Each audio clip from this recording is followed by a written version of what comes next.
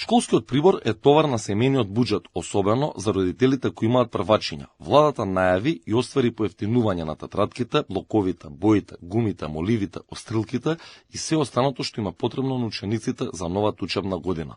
Граѓаните во најголем дел велат дека мерката училишна кошничка е и повеќе од добре доедена. Сортиманот е супер, купив се што треба за внучињата, така да окей. Дечките беа супер, љубезни. И еве, мислам дека е потврдено дека стварно има попуст.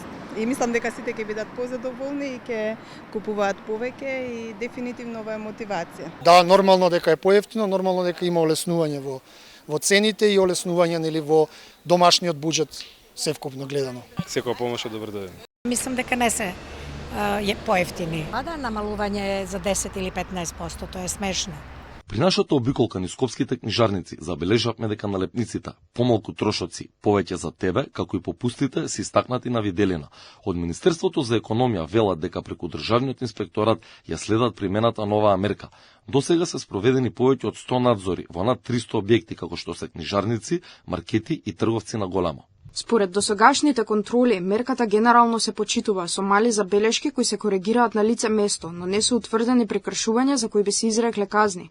Целта е да се обезбеди пристапни цени на најпотребните училишни производи за родителите и учениците. И ние ќе продолжиме со редовни контроли се до завршување на периодот на нејзиното важење. Мерката училишна кошничка се спроведува по втор пат и минатата година таа им заштеди на родителите по најмалку 1000 денари по ученик.